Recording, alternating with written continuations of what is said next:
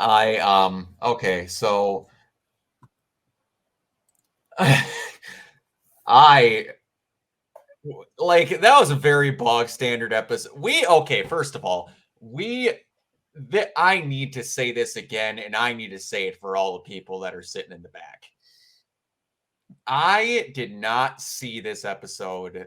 We normally record it on Wednesdays. I was dead tired from work and passed out, and we're recording this on a Thursday, so this will be up on a Friday. Everyone watching this on Twitch obviously understands that, but normally most people will see it on Twitch, you see it on YouTube. But as I woke up from my stupor and saw my Twitter feed lighting up, my Facebook friends lighting up about how if anyone didn't understand it before, now they can finally understand how Moon Knight is basically Marvel's version of Batman. My brother in Christ, have you ever actually saw Batman? Because I can't think in my days more as this show goes along, and this is straight out of comics from an article that I looked at before we recorded this that show exact scenes where Harrow is playing a character called Dr. Emmett, which they basically base this dude off of. You don't know who either of those characters are. Nope. If you think Batman and Moon Knight are the same character. They could not be more different. Could not. Literally could not. I don't think you've ever even looked at a DC Comics logo in your entire life. You just saw someone make a Facebook post and you went, "Ugh!" and threw it up on your Facebook and went, yeah, I'm going to sound like a cool person. No, they aren't. For everyone in the front row and the people sitting by the exit signs, shut the hell up that you think these two are the same two characters. What are you even on? And if you can't figure that out by now, 4 episodes into the series, then media literacy is just dead. Exactly. And especially when they're like, this is the episode that did it. I'm like, what Batman arcs are you reading or watching? Even the stupid lunacy horseshit when he was like the Batman of Zen-R or whatever, when he was wearing like a rainbow colored uniform and running around with a spiked bat like a psychopath in Gotham, he still wasn't like this. What are you? And I know I said the Batman of whatever that name was wrong, but that arc is not made up. Go look it up. It's stupid. But let me know what stash you have, because I want some of it, because you're enjoying life on a different level than I am. To just stop. This media regurgitation horseshit of stuff you literally don't understand because you want to sound cool and literally not make any sense. Just stop it. It's dumb. Anyway, so we find out here that not only is the Ennead useless, but they've likely done the same. We're too busy to actually look into situations, so we're just going to punish anyone that does something incorrectly treatment to not just Khonshu, but other gods, because there was easy like 6 or 7 of them sitting in that vault there. Yeah, in case you couldn't tell by our episode last week, the Enneads suck. I don't like them. I don't like them at all. They're by far the worst written, depicted, and used thing in this entire series. And also, everyone else gets to stay in regular detention. Amit gets to go to super secret, you're going to sit in the principal's office, or the throat of Alexander the Great. Which, by the way, that scene was... That scene was all sorts of gnarly. Macedonian, I'm like, what the hell is he talking about Macedonian? What? And I'm like, huh? What?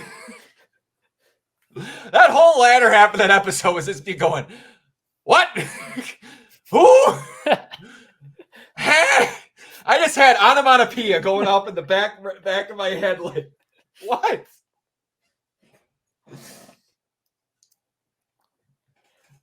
Okay, there's a few minor details before we get through what is basically the ending of this. Very few times has a kiss that is meant to be cringeworthy been purposely portrayed as cringeworthy so well. Yeah. Those two.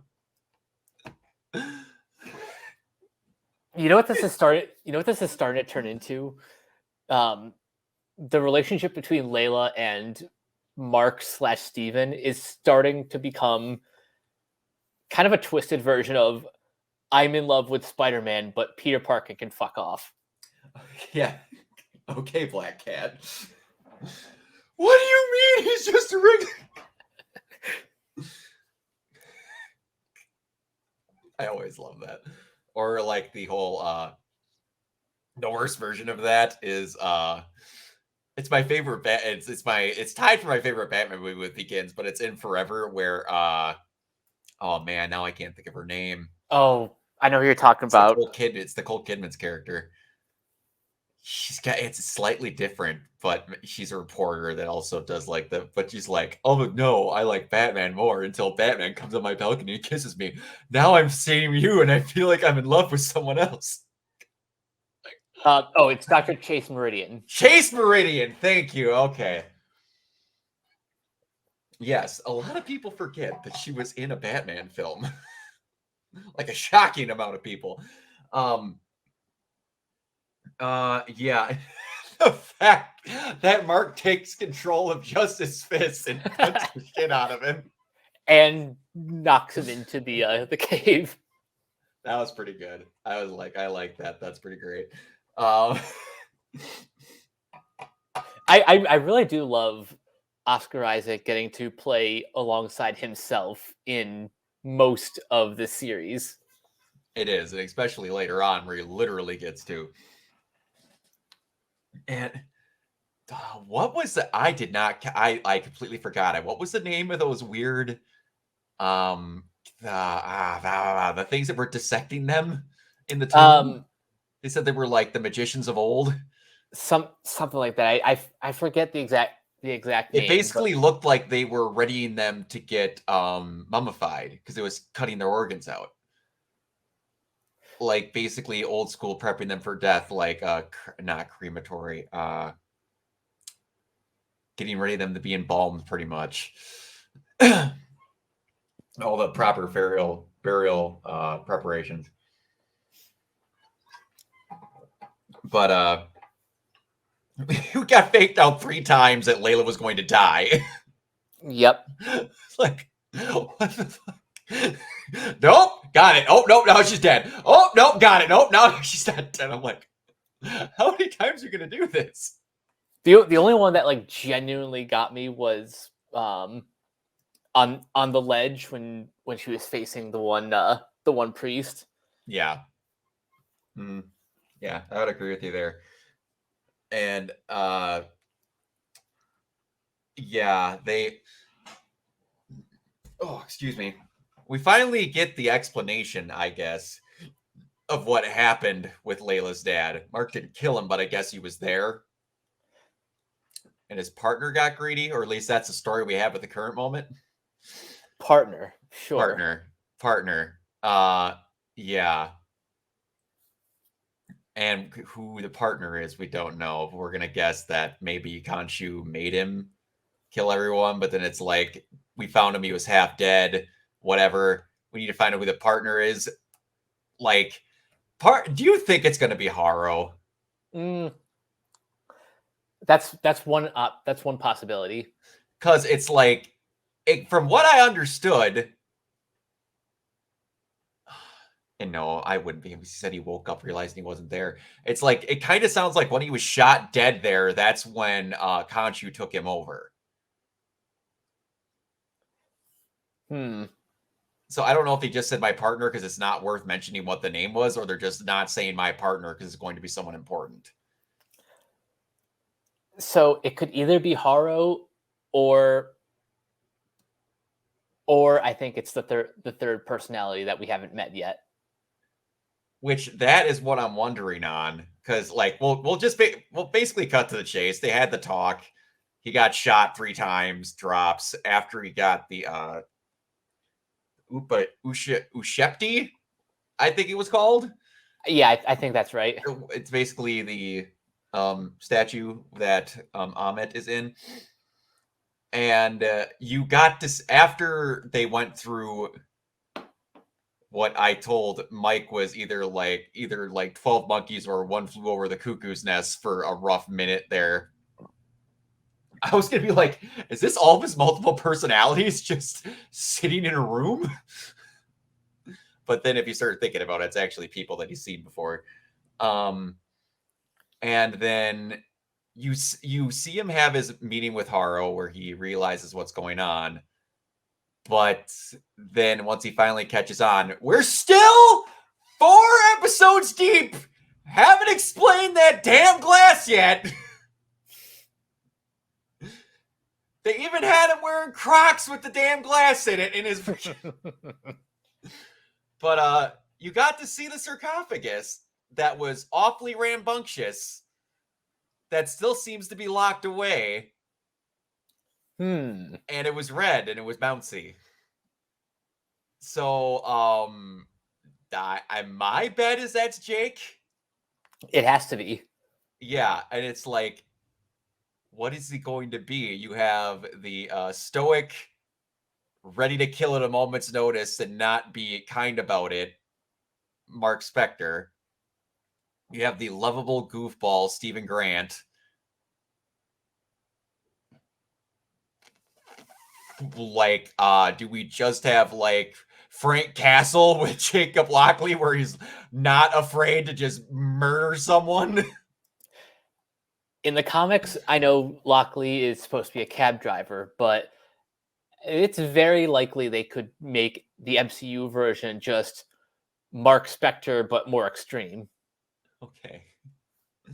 That's what I'm waiting on. I'm like, you kind of have both bases covered. I'm just like, I'm not going to... I don't know. And it's like Lockley could be anything. Like you have a different accent with Stephen Grant, even though he has an incredibly American name. And then you've got Mark Spector, who speaks like he's American. And then I'm just like, are we gonna have freaking Jacob Lockley come out and he speaks like a pikey? Like, what's going on? I don't know. Or is he gonna be some strung out lunatic?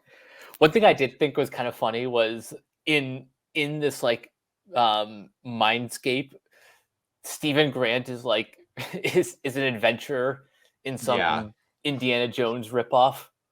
They purposely made it look terrible. I love when movies and shows do that. Yeah, and it was Tomb Buster. Normally it's like the the made-up porn title for like Tomb Raider is Womb Raider.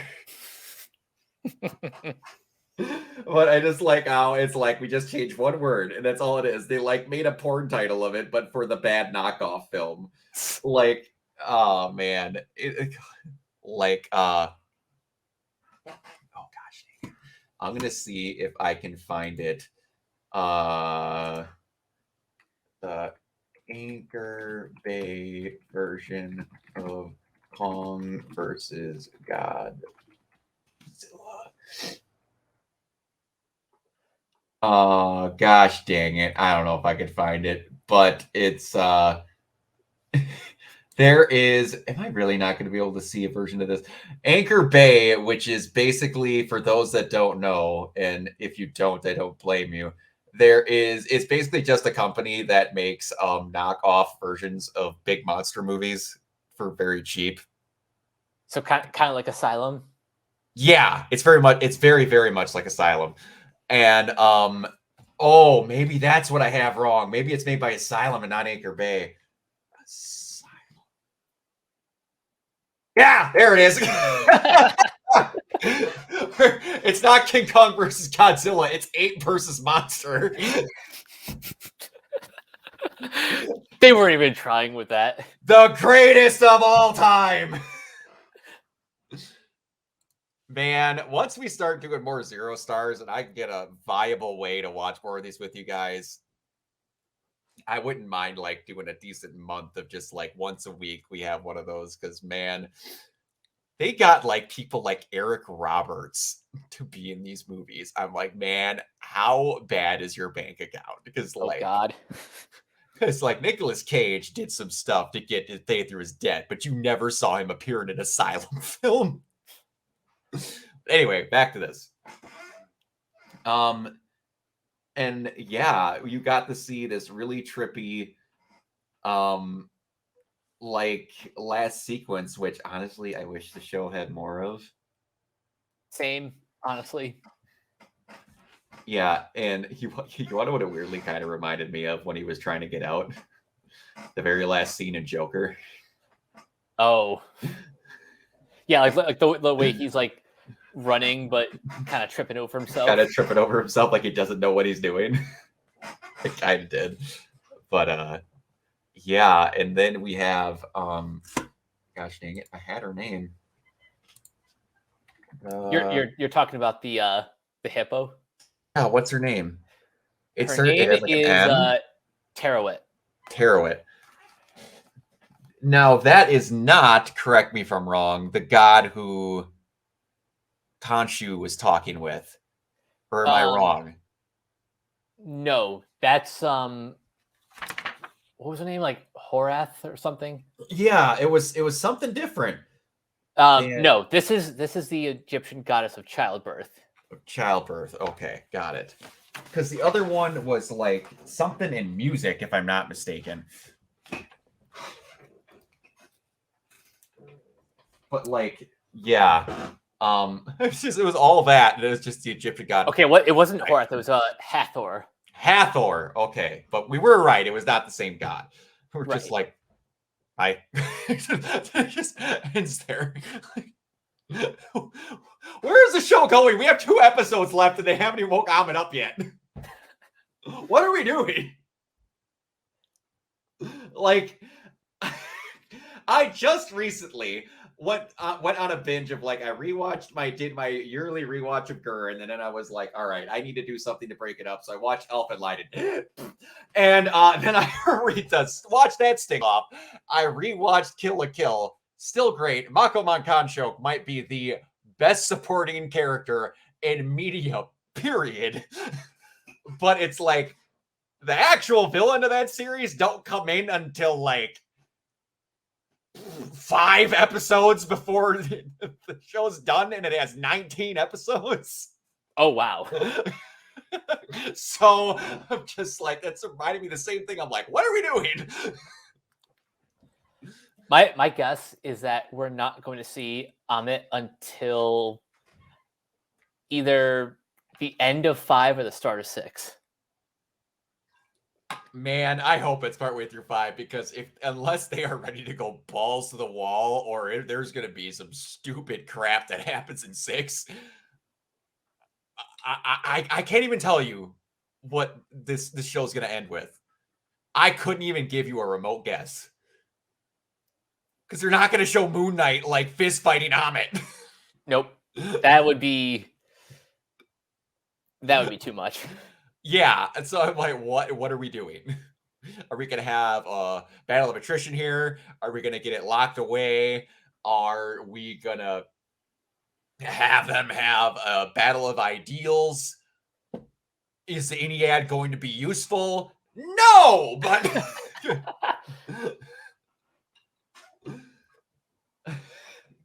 I have no idea. None whatsoever. I have no freaking all I know right now is I'm just loving the back and forth between Haro and Mark / Steven. Yeah, exactly. That was really good, and I'm glad that he actually got a decent talk with Layla too. Haru actually getting to talk with people has been great, which there's not been a lot of MCU villains that are actually just, if you shot them, they die. Like kind of things like, he's very lucky he's been in situations he's been in, because if another person was there, he'd be dead.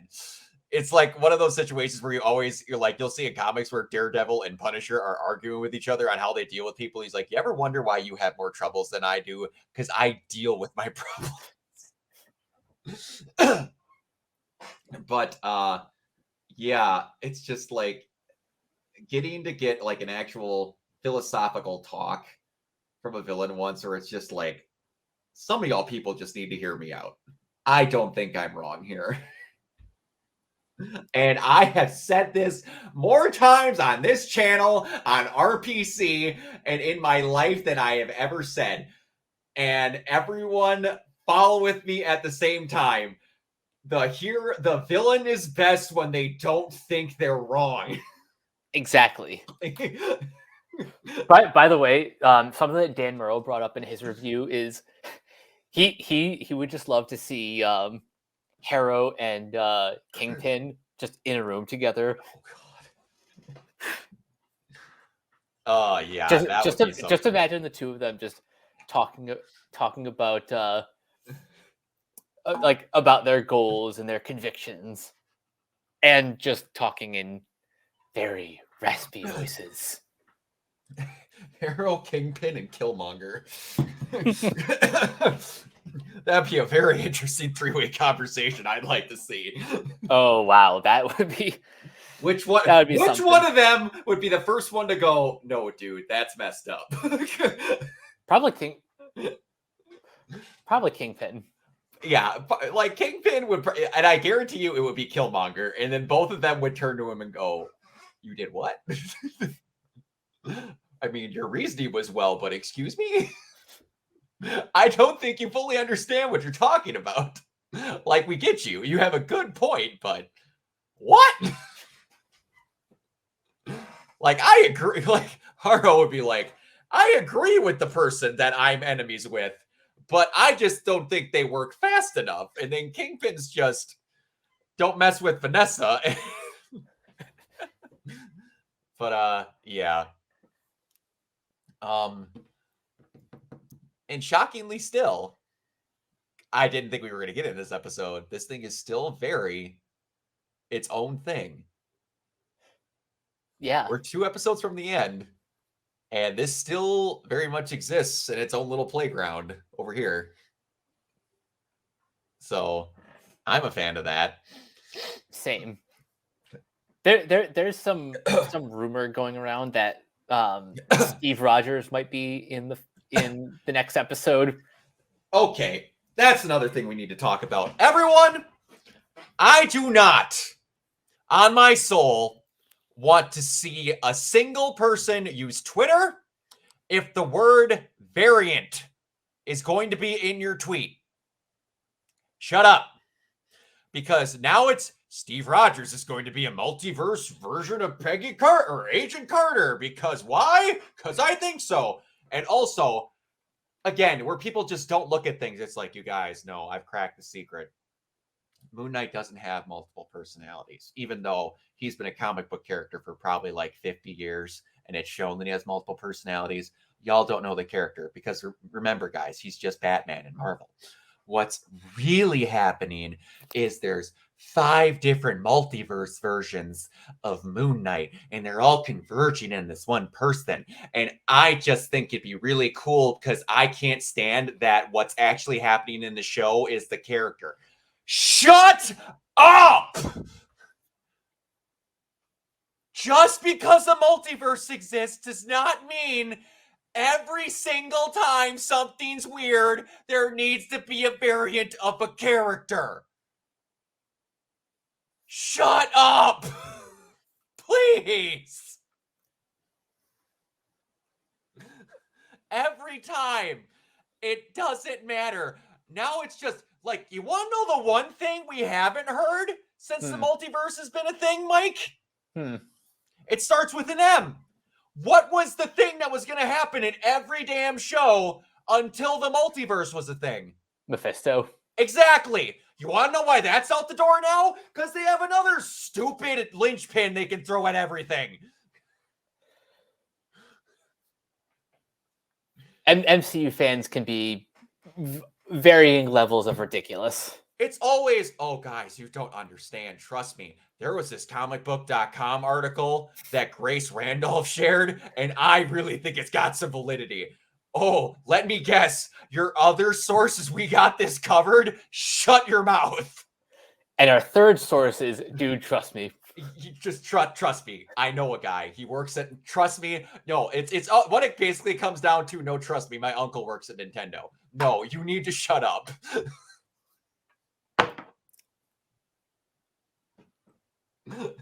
It is all fine and good to have theories, but people turn into lynch mobs where it's like, no, you're a moron. Because trust me, I know what I'm talking about. I'm like, okay, give me proof. There's 2 versions of him. Yeah, but he's had multiple personalities. Yeah, but shut up.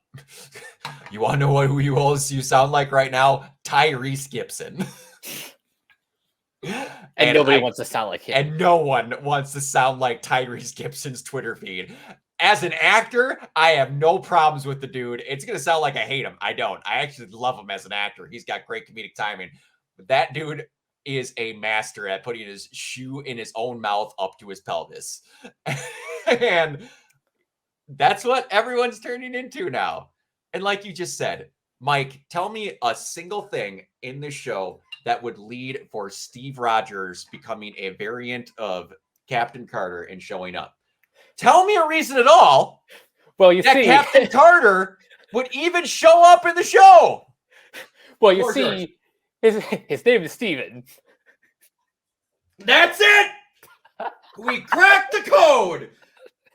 Not once, other than on his deployment papers, do they ever call him Steven Rogers, because they always say Steve, but a version of his name is Steven. So we got it. And oh boy, if the moon is full, it's a circle, and it also looks like a shield. And there's stars.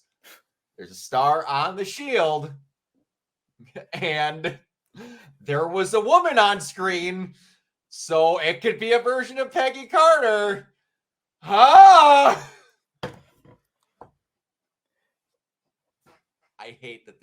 It's times like today that I hate the internet exists. Speculation is like alcohol. Use it responsibly. Yes. And normally they say this is like opinions, but fan theories are like assholes. Everyone has them, and most of them stink. Sorry to tell you, a lot of them do.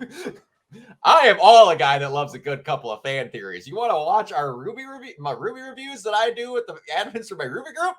We spout them out all the time. We literally dedicate an entire chunk of the show to it. But you know what we do?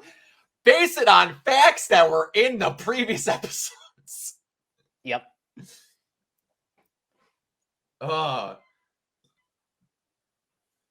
It just blows my mind. And look, fan theories can be a whole lot of fun. I'm sure whenever we get around to doing the Owl House, there will be plenty of theories to share. Oh, there will be. And I plan on fully doing the Owl House with you because I know how much you love the show. I just am like, guys, if we're going to come up with cool fan theories, don't just regurgitate a person who was like, oh, that's right, that was in the episode. It wasn't, but I'm sure that person noticed it. It's like one of those things where it's like, if you freeze frame it and you draw a line from here to here, you will see the outline of blah blah blah. It's like the only time one of those things has ever been true is if any of you look at the Arcane. What was that thing considered? There's a poster that was advertising Arcane where Vi is hugging Powder's head and it spells Jinx in her hair. And the only reason I know that one's true because the creators of the show confirmed it. That's the only way you can know that something's true. Exactly. Like recently, Matt Reeves did it with Batman.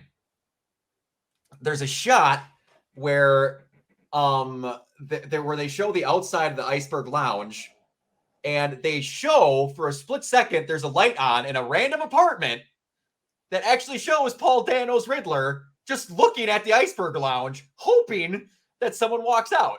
It's there for 2 seconds, and then he literally just went, "Yeah, that's that. Good job." My favorite is when they come out of the thing, they're like, "No." They're like, "I've got confirmation. I've talked with people." Or my favorite shutdown ever. We'll cut it down after this because, like I said, there wasn't a lot to talk about. But my favorite one is Al Mayimbe put on his Twitter when is it Guardians of the Galaxy 1? I want to say it's Guardians of the Galaxy 2. One, I think it was one of those. Probably 2. It was probably 2. But he put some post on his Twitter where he's like, and it was about some character. I can't remember what the character's name was, but it was a character that we found out was going to be cast in the show. And then he's like, "Would y'all like to know who blank is in the show? Because I know, stay tuned. I'll give you the scoop." James Gunn comments underneath its post and he goes, "That's awesome. Could you tell me? Because we haven't even started casting for this yet." And then ... tweet can no longer be seen.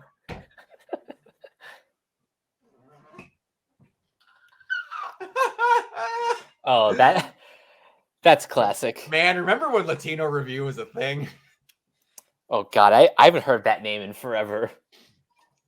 Because I'm pretty sure he eventually started a new site, and I only know that because of that time he was on Movie Talk because John Campea is friends with him. But anyway, yeah. But anyway, like I said, I honestly hope that in this next episode we can get a like back and forth type of thing. Because I honestly don't know how Harrow is in here, or if this is like some weird purgatory that he has to get himself out of to wake up. Because they still need to rescue Khonshu. Yeah, I'm sure we'll get like a clear understanding of where. I mean, we know this is inside their mind, but like how they got here as opposed to just dying. Yeah, like is this a weird purgatory that he's waiting to go? Is he like under some, because like he fell into a watering hole and we don't know if he like just is laying there or if he actually kept falling. Like if Harrow is sitting over him trying to extract information, but like I kind of want to, if it's not Harrow sitting over him, I kind of want he's trying to escape here while Harrow is racing to wake up Amit type of thing. Like they both run in tandem and cut back and forth. That'd be pretty cool. It would be cool. Every single episode we've done of this, I've legitimately not known what the next episode was going to be. Something I do want to end on, when we see Mark and Steven reunited, I think one thing that's really cool is to differentiate the two. Oscar Isaac has like 2 different hairstyles, and they're wearing black and gray. Yep, they do just enough to where they're like, "Oh, got it. Yep, we're separating." It's the 2. It's like one's clean cut and one's scraggly. And they did that with Ethan Hawke too, where he's got a different hairstyle and a mustache. Yep. Now in here. But yeah. It's gonna be interesting to see how they handle exactly whatever this is and how that other god who, if she wasn't at the Ennead or if she's another one that's imprisoned, it's gonna be really weird to see how they do this. Because unless they mentioned her in another episode, I don't remember them mentioning Khonshu. Yeah, Tara, like Khonshu being friends with any other gods outside of Hathor. Yeah, I don't remember hearing her name anywhere else, but and I need to find out who voices the character too, because the The voice when we actually meet her sounded so familiar.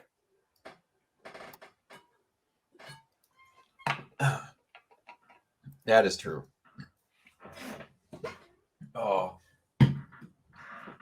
excuse me. There was also, while you're looking that up, I'm trying to think. Did you see? Hold on. I gotta see if I'll have to look up Josh's Twitter that they were talking about Josh Lozano. Josh, come on, Joshua Lozano. He liked a tweet recently that I saw where I want to say it was Josh Lozano that liked it. Did you like that Keith David tweet that came out today? I might have. It was about him voicing somebody, and I can't remember who it was. Where they were gonna, if they asked him to voice somebody, but I can't remember exactly who it was. Hold on, Keith David. I can't remember if it was a Marvel character or not. Ah, that's what it was. Yeah, where someone tweeted at him. He's like, "Hey, I am Keith David. If Marvel wanted to cast Beta Ray Bill in the MCU as a CGI character, would you consider voicing him if asked?" And he said, "In a New York minute." Nice. Keith David as Beta Ray Bill might be the definition of perfect casting, because he's very good at. Okay, I found the actress. Who is it? Antonia Salib. I got nothing. I thought she sounded familiar, but I guess she's a relative unknown. She's just got one of those voices. Yeah. But yeah. I really got nothing else to add because I legit don't know how this show is episode by episode. I don't know what's happening. I can give outside of like Loki and like WandaVision, I could kind of tell you what was going to happen in the next episode. I can't with this. And that's honestly what I love about the show. Mm-hmm. So far, episodes 2 and 4 have been my favorites. Mm-hmm. I liked episode 1 a lot. It got me interested in like the premise. 3 was fuck the Ennead. Mm-hmm. And yeah, 2 and 4 are like honestly some of the best stuff we've seen in the MCU. Yes. And it's a show I would like another season of. And one last rant before we go. Everyone that is saying these Marvel Netflix shows aren't doing good because they aren't being announced for a second season,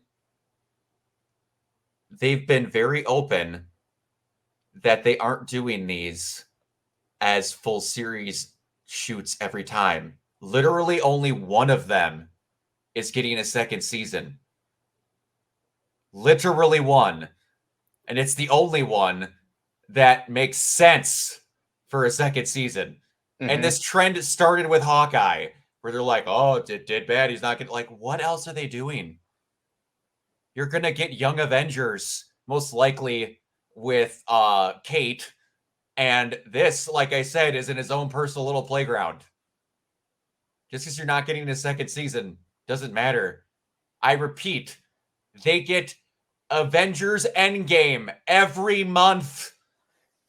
Yeah, exactly. This could have made negative sense and they were still turning a profit. You're going to see Moon Knight and probably Khonshu in other places in the MCU. And even if they don't, who cares? I'm happy they could just go Moon Knight, Kate Bishop. Like, just be happy we're getting this stuff. We're getting She-Hulk, and that's like that's something I never thought the MCU would even go near. No, exactly. I don't know. People are never happy. They were always was like, man, I just wish they'd give us stuff we wanted. I wish it'd give me more stuff of what we wanted. I'm like, y'all can just never be satisfied that we live in an entertainment explosion. Anyway, all right. We're going to get the heck on out of here. Mike, where can they find you? You guys can find me on Twitter at Captain K42. You can check out my quick thoughts on letterbox.com/Coach K42. And you can find me in all the various Facebook groups just at my name. You can check out Renegade Pop Culture on Facebook and Twitter at Ren Pop Culture. You can also find us on Podchaser and the Banana Meter. Listen to all of our podcasts on Anchor, Spotify, Apple Podcasts, etc. And last but not least, everything can be found at renegadepopculture.com. Need an escape? So do we. Absolutely. And you can find me everywhere at Organoid Zero. And until next time, we will see you later. Bye. Peace.